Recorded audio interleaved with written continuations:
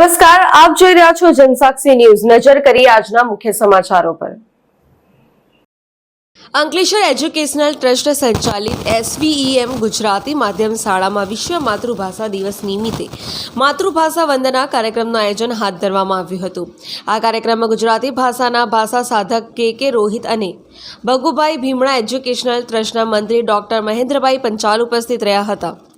આ કાર્યક્રમમાં ધોરણ 9 અને 11ના વિદ્યાર્થીઓ દ્વારા પોતાની માતૃભાષા ગુજરાતીનું ગૌરવગાન કરતા વિવિધ કાર્યક્રમ રજૂ કરવામાં આવ્યા હતા, જેમ કે પ્રાર્થના, નાટક, ખોવાતું મારું અસ્તિત્વ, અભિનય, ગીત, છંદની અભિનય સાથે સમજ આપવામાં આવી હતી। આ કાર્યક્રમમાં કે રોહિત અને ભગુભાઈ ભીમડાએ વિદ્યાર્થીઓને માતૃભાષાનું મહત્વ અને લેખન શક્તિ વિકાસવા માટેની સમજ આપવામાં આવી હતી।